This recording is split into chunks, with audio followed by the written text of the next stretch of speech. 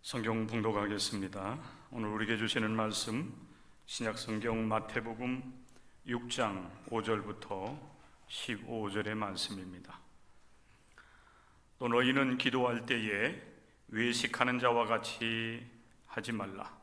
그들은 사람에게 보이려고 회당과 큰 거리 어귀에 서서 기도하기를 좋아하느니라. 내가 진실로 너희에게 이르노니 그들은 자기 상을 이미 받았느니라. 너는 기도할 때에 네 골방에 들어가 문을 닫고 은밀한 중에 계신 네 아버지께 기도하라. 은밀한 중에 보시는 네 아버지께서 갚으시리라. 또 기도할 때에 이방인과 같이 중언부언하지 말라. 그들은 말을 많이 하여야 들으실 줄 생각하느니라. 그러므로 그들을 본받지 말라. 구하기 전에 너희에게 있어야 할 것을 하나님 너희 아버지께서 아시느니라. 그러므로 너희는 이렇게 기도하라. 하늘에 계신 우리 아버지여, 이름이 거룩히 여김을 받으시오며 나라가 임하시오며 뜻이 하늘에서 이루어진 것 같이 땅에서도 이루어지이다. 오늘 우리에게 일용할 양식을 주시옵고 우리가 우리에게 죄 지은 자를 사하여 준 것 같이 우리 죄를 사하여 주시옵고 우리를 시험에 들게 하지 마시옵고 다만 악에서 구하시옵소서.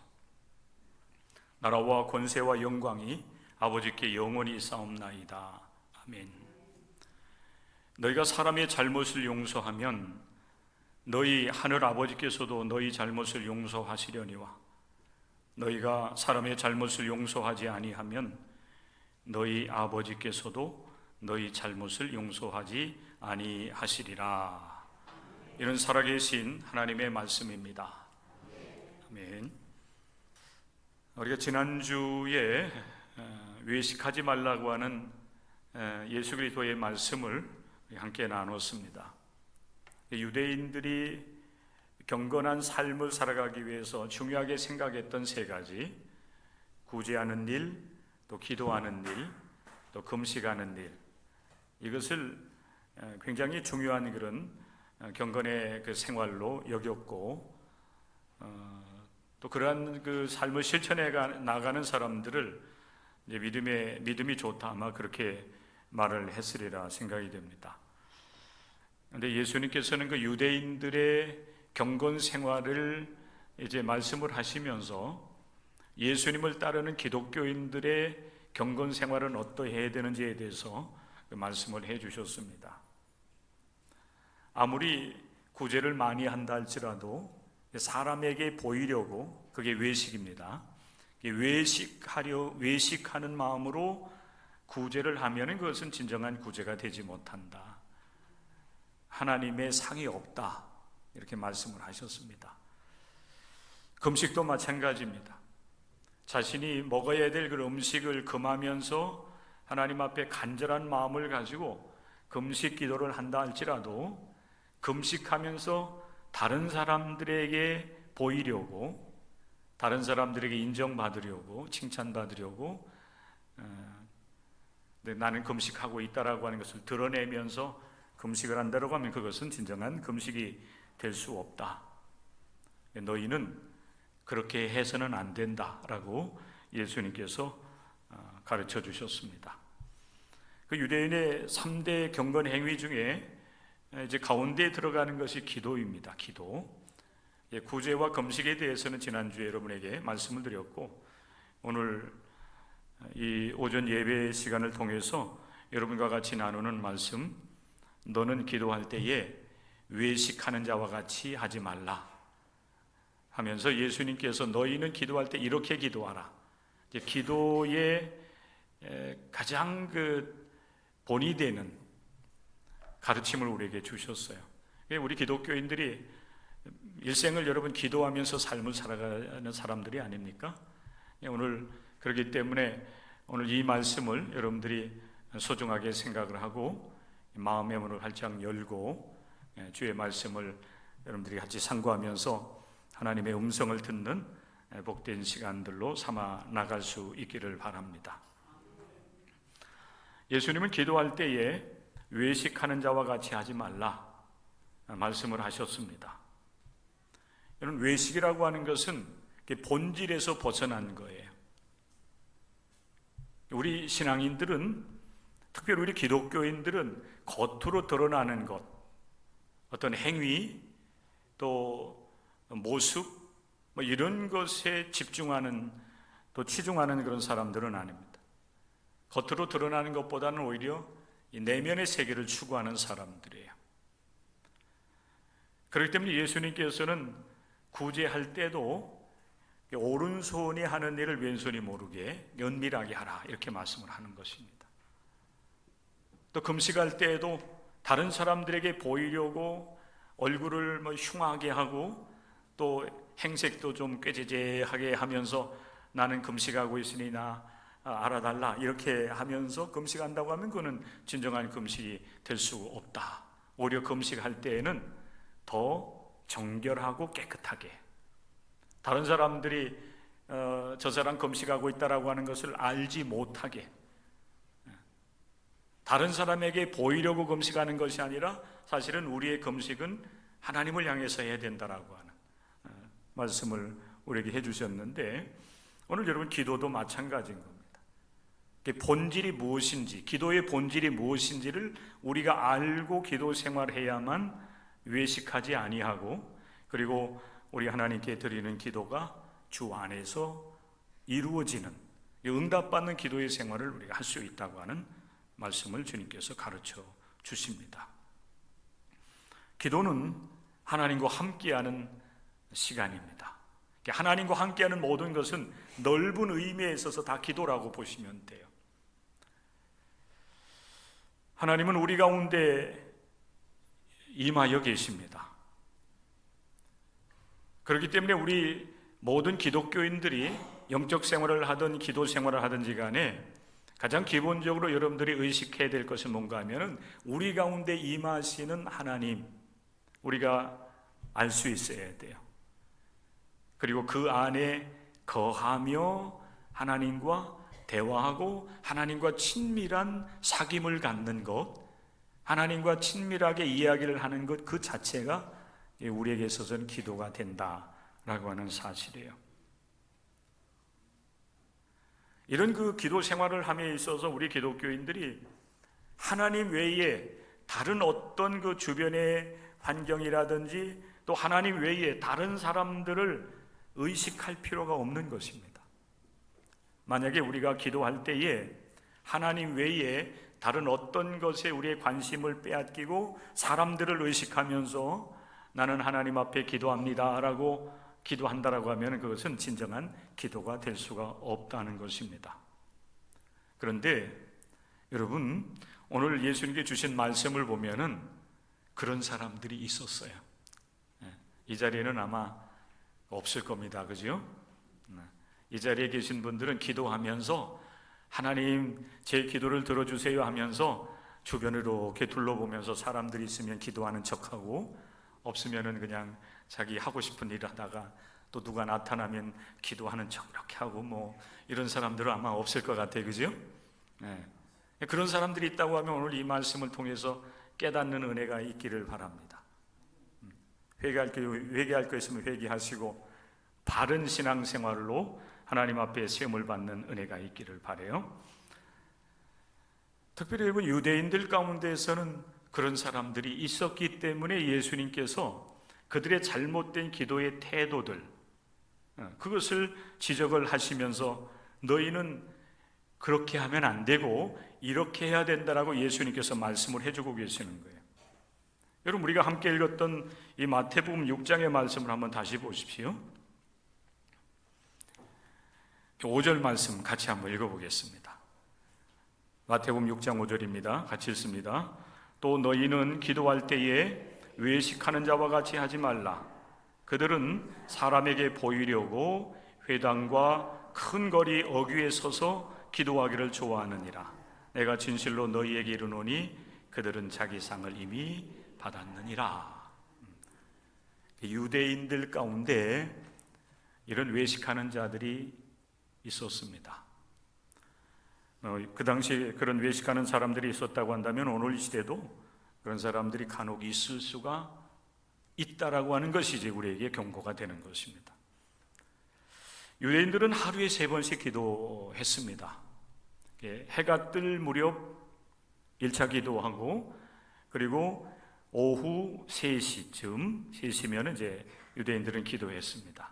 그리고 해가 질 무렵, 그러니까 하루가 시작되는 이제 새벽녘부터 또 중간 오후 시간, 그리고 이제 하루가 마무리되는 그런 해질 무렵에 유대인들은 어느 곳에 있든지 간에 그들은 습관적으로 기도했어요. 성전이 가까우면, 또 그리고 유대인의 회당이 가깝다라고 하면은 이제 성전이나 회당에 들어가서 이 하루에 3번씩 기도를 했고, 또 멀리 떨어져 있다고 한다면 그들이 있는 그곳에서 그들은 서서 하나님께 기도했습니다. 그러니까 만약에 오후 3시 기도 시간이 되었을 때에 오늘 이 말씀과 같이 이제 큰 거리에 있었다라고 한다면 그들은 성전에 갈 수가 없잖아요. 회당에 갈 수 없기 때문에 그들은 그 자리에 서서 하나님 앞에 이제 두 손을 모으든지 아니면은 두 손을 들든지 하나님 앞에 이제 기도한 것입니다. 물론 예수님께서 큰 거리 어귀에 서서 아니면 시장 아니면 광장과 같은 곳에서 서서 기도하는 모든 사람들을 다 외식하는 사람이라고 그렇게 말씀하는 것은 아니에요. 그러나 그들 가운데는 분명히 서서 시간이 되면은 기도하면서 다른 사람들이 도와주기를 원하는, 저 사람 지금 기도하고 있구나, 참 저 사람 경건하게 삶을 살아가는구나 라고 이렇게 인정받기 원하는 그런 마음으로 기도하는 사람들이 분명히 있었다라고 하는 것입니다. 여러분, 이 유대인들의 기도 습관을 본다라고 하면 예수님께서 지금 말씀하시는 이 말씀이 그대로 여러분 이해가 되어져요. 분명히 외식하는 사람들이 있었기 때문에 예수님께서는 예수님의 제자들을 향하여서 너희는 저 유대인들 외식하는 사람들과 같이 그렇게 기도해서는 안 된다. 그럼 우리가 어떻게 기도해야 됩니까? 이런 여러분 질문을 우리가 할 수 있지 않겠어요? 예수님께서 친히 기도에 대한 권면의 말씀을 주시고 계시죠. 너희는 기도할 때에 은밀한 중에 계신 네 아버지께 기도하라. 은밀한 중에 계시는 내 아버지 하나님께 기도하라고 하면서 예수님께서 제시하고 있는 기도가 어떤 기도냐면은 골방 기도입니다. 골방. 여러분, 우리가 이제 요즘에는 그 골방이라고 하는 표현들을 많이 안 하지요. 골방은 유대인들에게 있어서는 어찌 보면 유일하게 안에 들어가서 이제 문을 잠그면은 다른 사람이 밖에서 들어오지 못하는 그런 공간이라고 그렇게 얘기를 해요. 그것을 이제 골방 이렇게 이야기를 합니다. 하나님께서는, 특별히 예수님께서는 이 골방 기도를 기독교인들에게 추천을 해주고 계시고 또 골방 기도를 가르쳐주고 있는 거예요. 그럼 여러분, 오늘날 우리 기독교인들이 이렇게 예배를 드리면서 우리 교회는 이제 오늘의 기도를 드리죠. 과거에는 주기도문도 하고 또 개인적으로 하나님 앞에 한 주간 동안 살아오면서 지은 죄와 허물을 고백하는 그런 기도의 시간들도 다양하게 있었지만은 예배 시간을 가능하면 좀 이렇게 축소해 보려고 그런 기도 시간들을 대부분 다 줄였어요.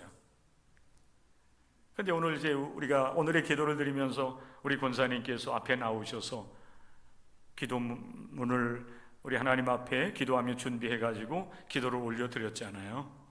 공개된 자리에서 기도를 했는데, 그러면 여러분 이 공중기도, 예배 중에 있는 이런 공중기도는 어떻게 되는 겁니까? 이 골방기도 아니잖아요.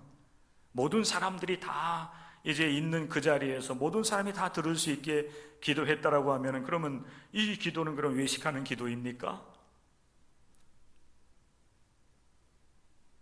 분명히 예수님께서 골방에서 기도하라고, 그래서 그 골방에서 은밀한 중에 우리의 기도를 들으시는 아버지께 기도하라고 가르치고 있지만은, 여기서 이 골방은 이런 어떤 공간적인 의미에 있어서 골방을 얘기하지는 않아요.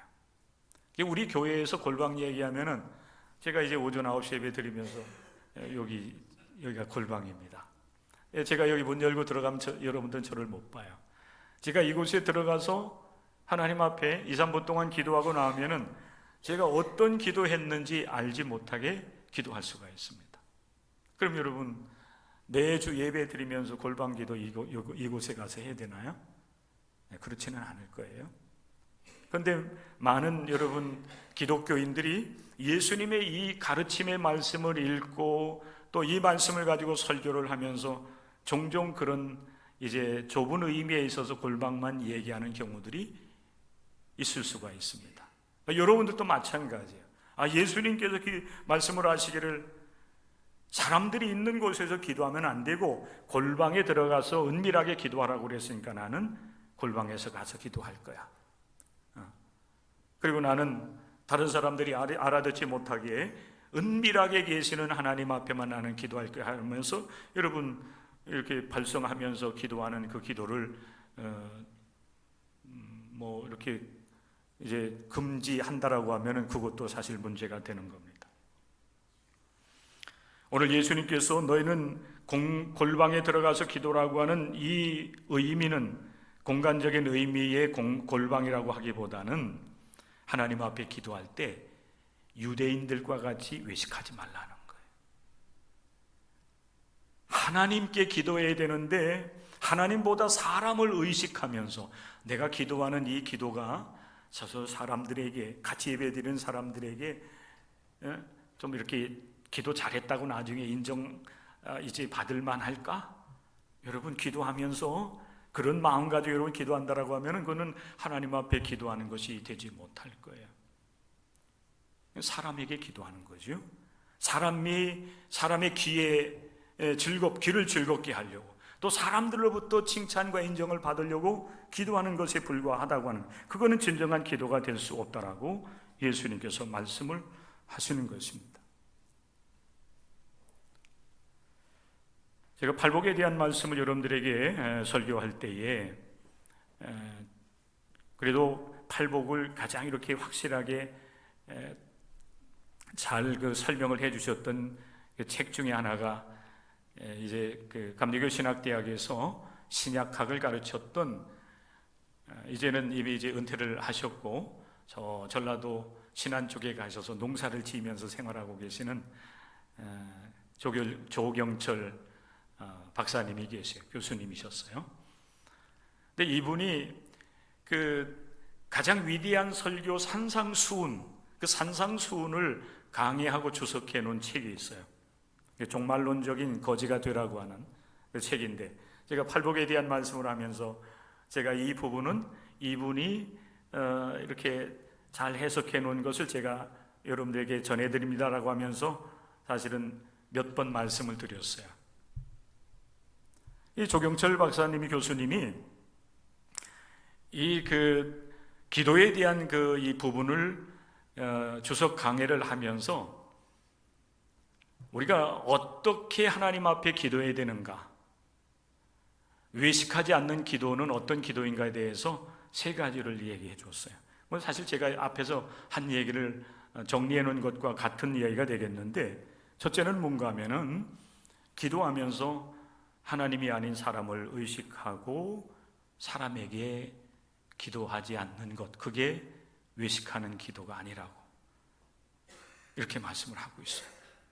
사실 여러분 골방기도도 마찬가지예요. 골방기도는 사람을 의식하는 기도가 되어서는 안 돼요. 비록 여러분 이렇게 공개적인 자리에서 우리가 이제 오늘의 기도를 하든 개인적인 어떤 기도를 할 때에도 마찬가지인 거예요. 오직 우리는 하나님을 향해서 하나님께 기도하는 것이 되기 때문에 하나님만 의식할 수 있어야 돼요. 남들이 듣는다고 그래가지고 어떻게 하면 내가 하나님 앞에 기도할 때에 다른 사람이 들을 때에 정말 저 권사님은, 저 집사님은 어떻게 저런 이 용어를 쓰면서 어떻게 저런 문장을 만들어가지고 하나님께 기도할까, 참 기도를 잘하는, 이렇게 여러분 인정받기 위해서 그렇게 우리가 기도한다고 하면은 골방 기도가 될 수가 없는, 외식하는 기도가 될 수밖에 없는 것입니다. 두 번째는 설교와 다르게 교육적인 수단으로 이해하고 사용되어서는 안 된다. 기도가 이렇게 사용되어서는 안 돼요. 기도가 여러분 누군가를 교훈하고 가르치려고 하는 그런 목적을 가지고 기도한다고 하면 그거는 기도가 될 수가 없다는 것입니다.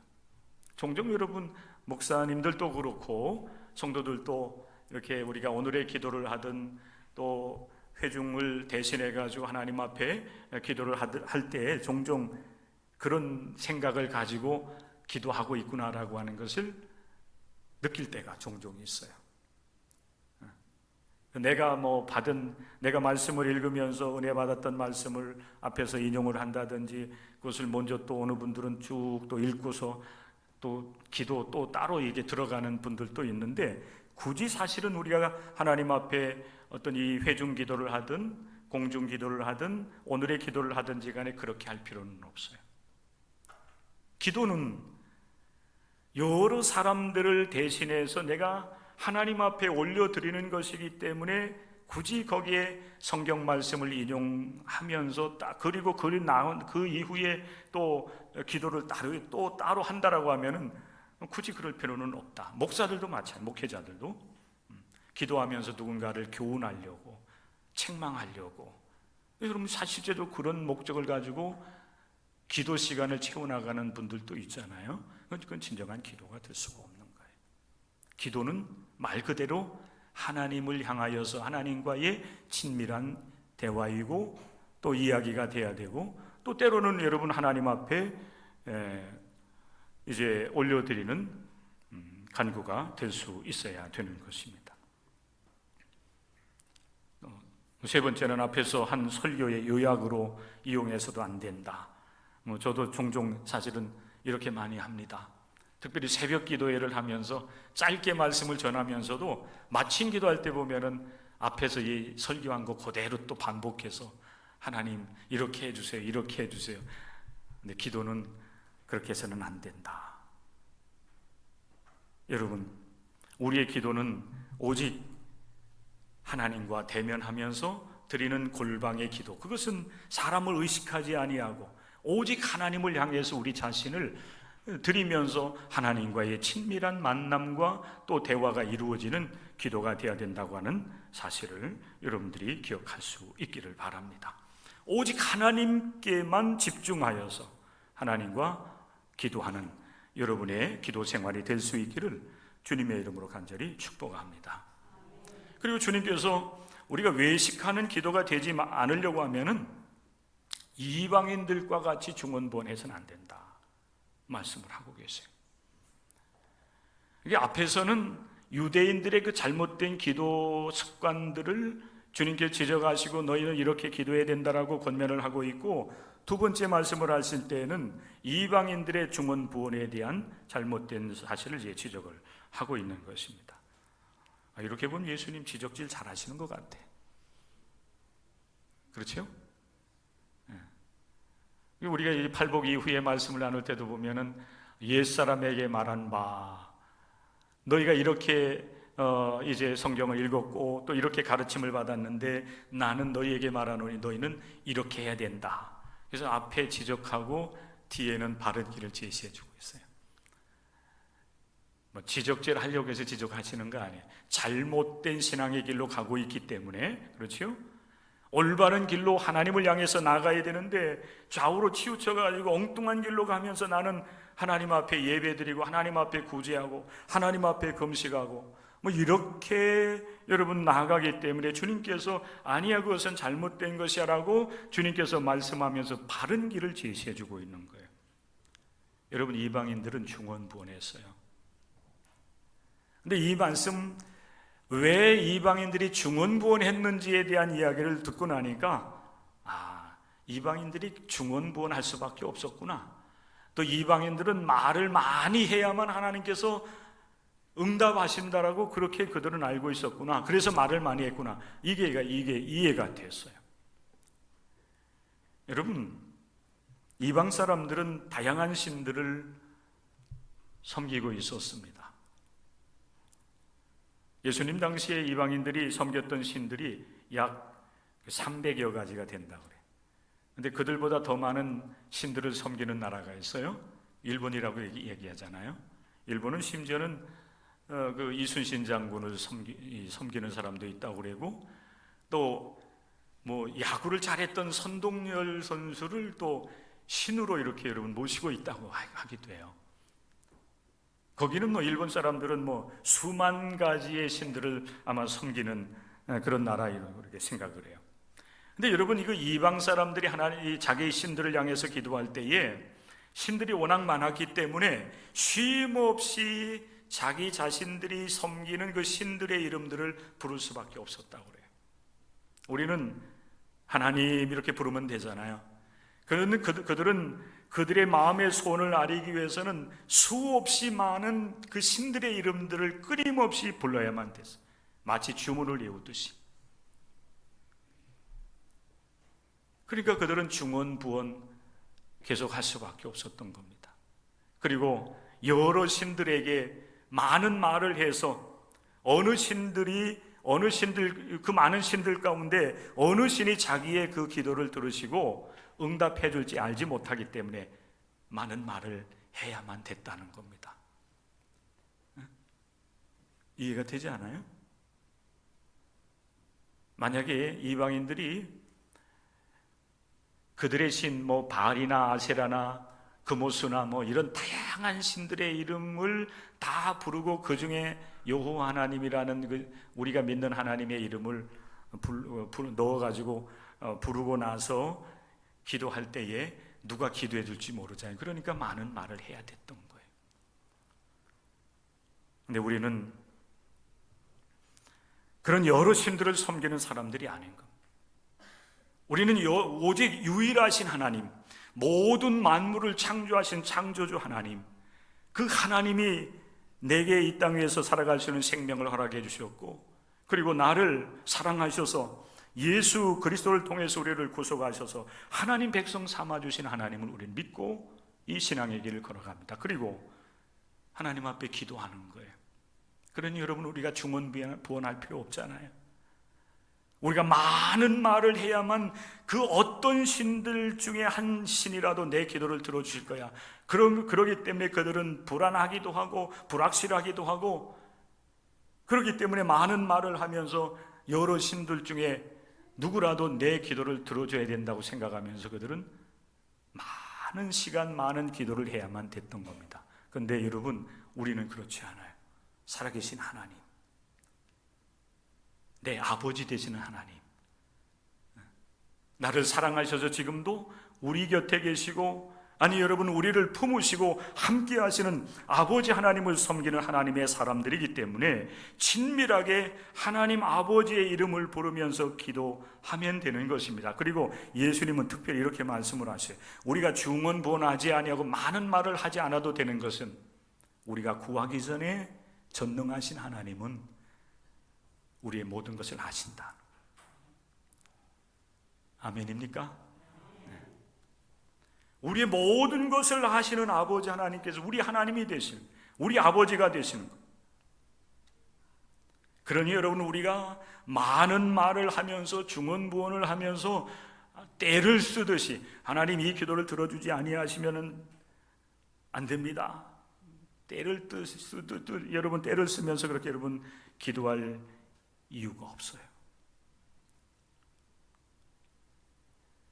사실 기도는 내 뜻을 관철시키거나 하나님께 강요하는 시간이 아니에요. 오히려 하나님의 뜻을 구하고, 그리고 하나님의 뜻 가운데서 내가 어떻게 하면 하나님의 사람들로서 변화를 받고 하나님을 기쁘시게 하는 삶을 살아갈 수 있을까, 이것을 여러분 구하는 시간. 그러기 위해서 우리는 아버지 하나님과 친밀한 여러분 시간을 갖게 되는 것입니다. 예수님께서 이방인들의 잘못된 기도의 태도나 습관들에 대한 말씀을 하시면서 너희는 그렇게 하지 말고 믿음을 가지고 친밀하신 아버지께 기도하라. 그러면서 주님께서 그 제자들에게 너희는 이렇게 기도하라고 하면서 가장 여러분 모범적인 기도문을 우리에게 제시해주고 계시는 거예요. 기도의 본질과 또한 내용에 대한 말씀입니다. 태도 이런 것들은 앞에서 여러분 예수님께서 유대인들의 잘못된 기도 습관, 이방인들의 잘못된 기도 습관은 이런 것은 안 된다라고 하면서 말씀을 해주셨고, 그러면 우리 기독교인들은 어떻게 기도해야 될 것인가? 주님의 기도를 가르쳐 주십니다. 여러분, 이 주님의 기도는 크게 보면은 두 가지로, 두 부분으로 나눌 수가 있어요. 기도의 대상이 되시는 아버지 하나님을 부르는 것으로 기도가 시작되고, 그리고 그 이후에는 하나님을 향한 그 청원이에요. 청원, 기원이라고도 얘기해요. 하나님의 나라를 구하고 있고, 그리고 그 이후에 보면 우리 이제 기도하는 기도자의 이제 그 기원, 청원이 기도 내용 속에 담겨져 있습니다. 크게 보면 여러분 두 부분으로 나눌 수가 있고, 조금 더 그거를 나누게 되면은 그 청원을 이제 두 부분으로 나누게 되면 크게 보면 세 부분으로 나눌 수가 있다고 하는 거예요. 오늘 이 시간에는 여러분 하나님 아버지를 부르는 이게 사실은 기도의 첫걸음이 되어져요. 이게 안 되면은 여러분 참된 기도자가 될 수가 없어요. 그 기도의 첫걸음이 뭔가 하면은 하나님을 아버지라고 부르는 거예요. 여러분 따라서 하십시오. 하늘에 계신 우리 아버지요. 저를 따라하지 마시고 여러분들이 하나님을 한번 불러보시기 바랍니다. 못 부르시네요. 못 부르시면 여러분 기도할 수가 없어요. 물론 소리 내서 여러분들이 하나님을 부르지 못한다 할지라도 사실은 부를 수 있어야 돼요. 내 아버지인데, 내 아버지를 부르는데 부끄러워가지고 뭐 소리 내지 못하고 뭐 한참 있다가 뒤로 돌아서 가지고 아버지 하면 안 되잖아요. 충청도 사람들이라 그렇게 하는 거죠. 저만 그렇게 하면 되지 여러분까지 그렇게 할 필요는 없어요. 아버지,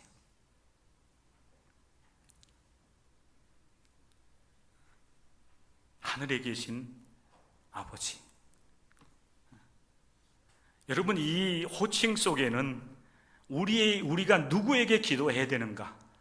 여러 신들을 부르면서 혹여 그 여러 신들 가운데 내 마음을 아시고 내 뜻을 들어주실 분이 누구인지 알지 못하는 가운데, 그래서 불안한 가운데, 확실하지 않은 가운데 이 신 저 신들의 이름을 부르면서 중언부언하지 않아도 돼요. 우리에게는 아버지 하나님이 계시기 때문에 그렇습니다. 아버지 하면은 여러분 먼저 여러분의 아버지가, 육신의 아버지가 생각날 거예요. 어느 분들은 아버지에 대해서 안 좋은 이미지를 가지고 있는 분들도 많이 있을 거예요. 부정적으로, 엄하고, 매일 그냥 혼내기만 하고, 그죠? 집안에는 들어오지 않고 그냥 맨날 어디로 바깥으로 떠돌아다니고, 집안은 돌보지도 않고 자식들도 돌아보지도 않고 하는 그런 이 아버지를 생각하는 분들이 혹시 있을지 모르겠지만은, 그러나 여러분 우리가 기도하는, 우리가 믿고 따르는 하나님은 그런 아버지가 아니에요. 모든 생명의 근원이 되시고 사랑으로 우리를 지으시고 지금도 여러분 우리 곁에 함께 하시면서 우리를 이끌어 주시는 아버지 하나님, 그 하나님을 향해서 우리는 나의 아버지, 우리 아버지라고 부를 수 있어야 돼요. 그리고 우리 하나님은 내 하나님만이 아니라 우리들의 하나님이십니다. 할렐루야. 내 아버지라고 여러분 생각하면서 내 기도만을 들어주셔야만 된다고 생각하면서 욕심부리면은 참 신앙인이 될 수가 없어요. 하나님은 모든 만물의 창조주가 되시고 우리 모든 만물들을 사랑하시는 하나님이신 겁니다. 그래서 우리가 기도할 때에 하나님은 내 하나님만이 아니라 우리들의 하나님이라고, 그리고 그 하나님은 지금 하늘에 계시는 분이라고 우리는 고백할 수 있어야 돼요. 하늘은 죄인인 연약한 우리 인생들과 구별되어지는 거룩하신 하나님, 전능하신 하나님이심을 의미하는 것입니다. 그 하나님이 누구의 하나님이십니까? 나의 하나님, 우리의 하나님이 되시는 것. 시편 89편 26절의 말씀에 보면은 시인은 이렇게 이야기를 하고 있습니다. 언젠가 하나님을 우리가 나의 아버지시요 나의 하나님이시요 나의 구원의 바위시라고 부를 날이 우리에게 올 것이다 라고 말씀을 하셨습니다. 그런데 이 약속의 말씀이 신약으로 넘어오면은 예수님을 통해서 성취가 되어집니다. 그래서 감히 유대인들은 하나님을 나의 하나님이라고 부를 수 없었지만은, 그러나 예수님께서는 하나님을 아버지라고 부르십니다. 그것 때문에 사실 유대인들에 의해서 예수님이 핍박을 많이 받지요.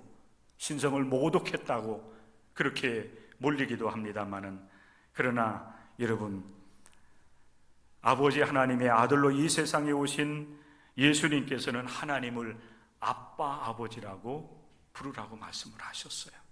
아빠. 누구입니까? 아버지잖아요. 모든 만물의 창조주가 되시는 하나님이 나의 아빠가 되시는 것입니다. 우리 기독교인들은 하나님을 나의 아버지로, 우리의 아버지라고 그렇게 믿고 따릅니다. 그분이 바로 우리의 기도를 들으시고 응답해 주시는 하나님, 유일하신 모든 만물의 창조주가 되시는 참된 신이라고 하는 그런 믿음을 가지고 우리는 우리 하나님 앞에 기도하는 것입니다. 하나님을 아버지로 알고 아버지라고 부를 수 있는 사람이 하나님께 기도할 수 있는 사람이 되는 것입니다. 그래서 하늘에 계신 우리 아버지요, 아버지의 이름을 부르는 것이 얼마나 중요한지, 이거는 여러분 아무나 이렇게 하나님을 아버지라 부를 수 있는 것이 아닙니다. 예수 그리스도를 통해서 구속의 은혜를 경험하고 그 은혜 속에서 삶을 살아가는 사람만이 비로소 우리는 하나님을 나의, 또 우리의 아버지라고 부를 수 있는 사람이 되는 것입니다. 그것이 어렵다든지 부끄럽다든지 그런 게 아니에요. 지금도 나와 함께 하셔서 내 기도를 들으시는 하나님, 아버지, 아버지, 그 아버지의 이름을 여러분들이 날마다 부르시면서 그분의 품 안에서 그분의 사랑과 은혜를 날마다 경험하면서 기도하는 사람들 되시기를 주님의 이름으로 간절히 축복합니다. 하나님의 뜻을 따라서 기도하는 하나님의 백성들 되셔서 이번 한 주간 동안도 아버지 하나님과 함께 여러분의 주어진 모든 삶에 있어서 믿음으로 승리하시고 하나님께 기도하고 간구하면서 승리하는 삶을 살아가시기를 주님의 이름으로 간절히 축복합니다. 아버지 하나님 감사드립니다. 오늘 우리에게 주신 귀한 말씀 앞에 우리가 설 수 있게 하시고 하나님을 나의 아버지로, 우리의 아버지라고 부를 수 있는 믿음을 주시고 은혜를 주셔서 날마다 순간마다 주님께 기도하는 거룩한 백성들 되게 하여 주시옵소서. 예수님의 이름 받들어 간절히 기도드리옵나이다. 아멘.